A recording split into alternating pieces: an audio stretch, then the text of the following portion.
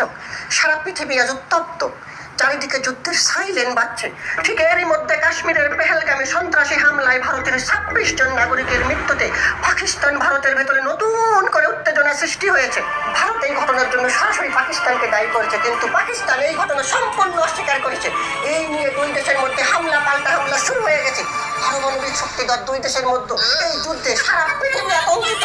এই সংকট নিরসনে বাংলাদেশের অন্তর্বর্তীকালীন সরকার প্রধান ভারত এবং পাকিস্তানকে নিয়ে দ্বিপাক্ষিক আলোচনার টেবিলে বসেছে।